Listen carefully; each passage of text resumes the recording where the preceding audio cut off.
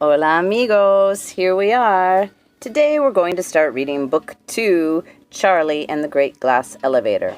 We spent our last day together, those of us who were together, watching the end of the movie. So here we go. We're going to pick up right where we left off. Chapter 1, Mr. Wonka Goes Too Far. The last time we saw Charlie, he was riding high above his hometown in the Great Glass Elevator. Only a short while before, Mr. Wonka had told him that the whole gigantic, fabulous chocolate factory was his, and now our small friend was returning in triumph with his entire family to take over. The passengers in the elevator, just to remind you, were Charlie Bucket, our hero, Mr. Willy Wonka, chocolate maker extraordinary, Mr. and Mrs. Bucket, Charlie's father and mother, Grandpa Joe and Grandma Josephine, Mr. Bucket's father and mother, Grandpa George and Grandma Georgina, Mrs. Bucket's father and mother. Grandma Josephine, Grandma Georgina, and Grandpa George were still in bed, the bed having been pushed on board just before takeoff.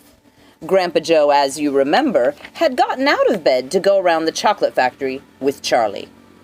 The Great Glass Elevator was 1,000 feet up and cruising nicely. The sky was a brilliant blue.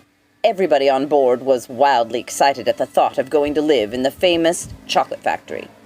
Grandpa Joe was singing.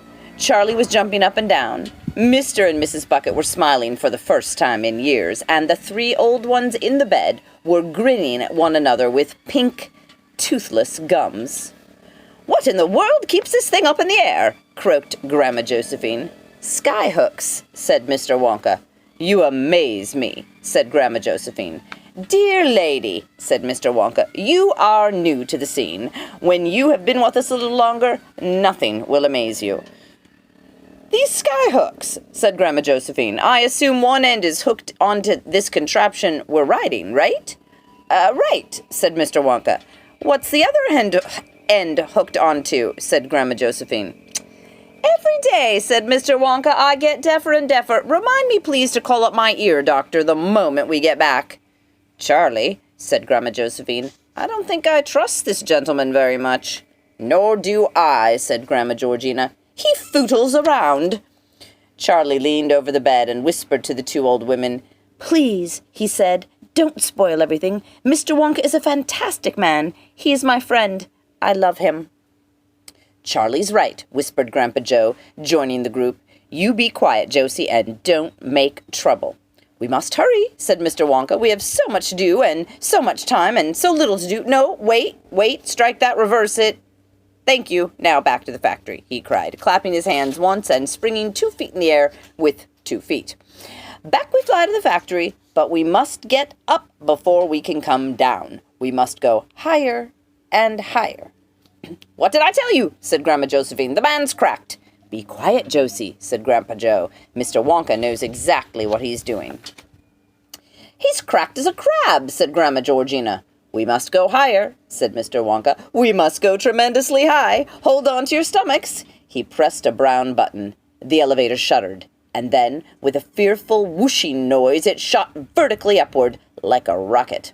Everybody clutched a hold of everybody else, and as the great machine gathered speed, the rushing, whooshing sound of the wind outside grew louder and louder and shriller, until it became a piercing shriek, and you had to yell to make yourself heard. "Stop!" yelled Grandma Josephine. "Joe, you make him stop. I want to get off." "Save us!" yelled Grandma Georgina. "Go down!" yelled Grandpa George. No, Mr. Wonka yelled back. "We've got to go up." "But why?" they all shouted at once. "Why up and not down?" "Because the higher we are when we start coming down, the faster we'll be going when we hit," said Mr. Wonka. "We've got to be going at an absolutely sizzling speed when we hit." "When we hit what?" they cried. "Well, the factory, of course," answered Mr. Wonka. "You must be whackers," said Grandma Josephine. "We'll all be pulpified." "We'll be scrambled like eggs," said Grandma Georgina. "That," said Mr. Wonka, "is a chance we shall have to take." "You're joking," said Grandma Josephine. "Tell us you're joking." "Madam," said Mr. Wonka, "I never joke." "Oh, my dears," cried Grandma Georgina, we'll be lickstivated, every one of us." "More than likely," said Mr. Wonka. Grandma Josephine screamed and disappeared under the bedclothes. Grandma Georgina clutched Grandpa George so tight he changed shape. Mr. and Mrs. Bucket stood hugging each other, speechless with fright. Only Charlie and Grandpa Joe kept moderately cool. They had traveled a long way with Mr. Wonka and had grown accustomed to surprises. But as the great elevator continued to streak upward, farther and farther away from the earth, even Charlie began to feel a trifle nervous. "Mr. Wonka," he yelled above the noise, "what I don't understand is why we've got to come down at such a terrific speed." "My dear boy," Mr. Wonka answered, "if we don't come down at a terrific speed, we'll never burst our way back in through the roof of the factory. It's not so easy to punch a hole in the roof as strong as that." "But there's a hole in it already," said Charlie. "We made it when we came out."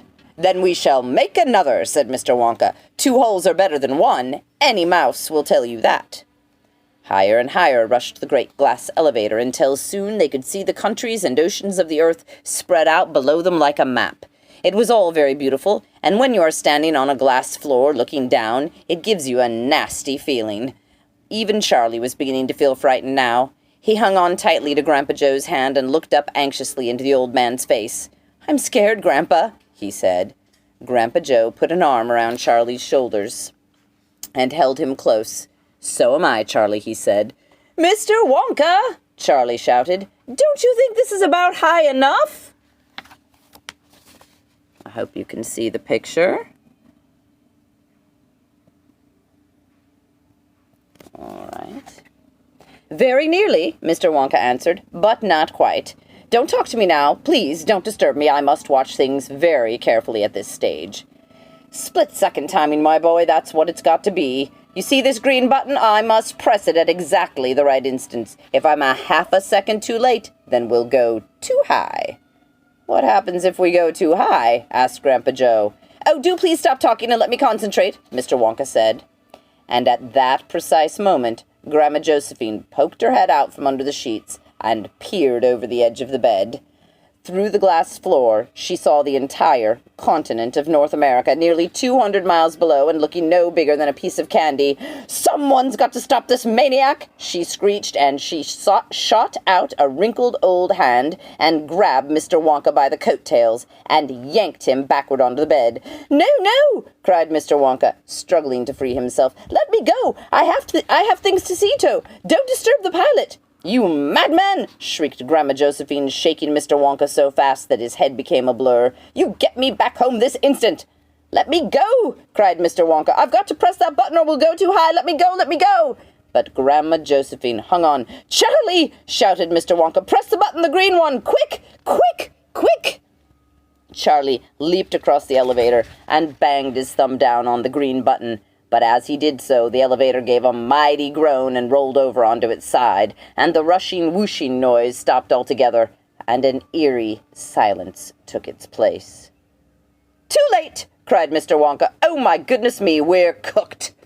As he spoke, the bed, with the three old ones in it, and Mr. Wonka on top, lifted gently off the floor and hung suspended in mid-air.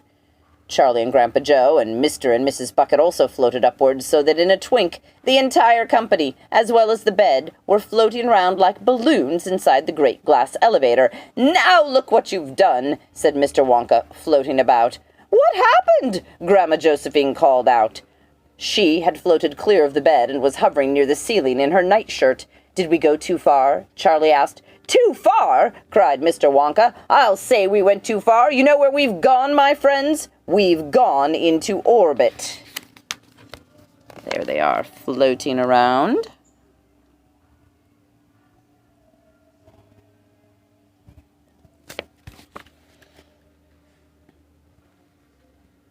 They gaped. They gasped. They stared. They were too flabbergasted to speak. "We are now rushing around the earth at 17,000 miles an hour, Mr. Wonka said. "How does that grab you?" "I'm choking," gasped Grandma Georgina. "I can't breathe." "Well, of course you can't. There's no air up here," said Mr. Wonka. He sort of swam across under the ceiling to a button marked oxygen. He pressed it. "You'll be all right now," he said. "Breathe away." "This is the queerest feeling," Charlie said, swimming about. "I feel like a bubble." "It's great," said Grandpa Joe. "It feels as though I don't weigh anything at all." You don't, said Mr. Wonka. None of us weighs anything, not even an ounce. What piffle, says Grandma Georgina. I weigh 87 pounds exactly. Not now you don't, said Mr. Wonka. You are completely weightless.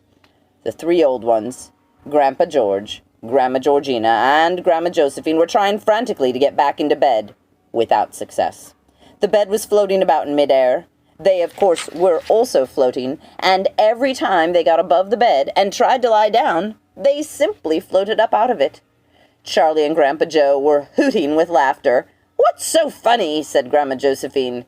We've got you out of bed at last, said Grandpa Joe. Shut up and help us back, snapped Grandma Josephine. Forget it, said Mr. Wonka. You'll never stay down. Just keep floating around and be happy.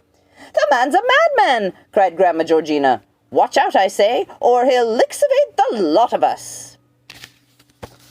And that is the end of Chapter 1. I'll read Chapter 2 next, but for the meantime, just keep floating around and be happy.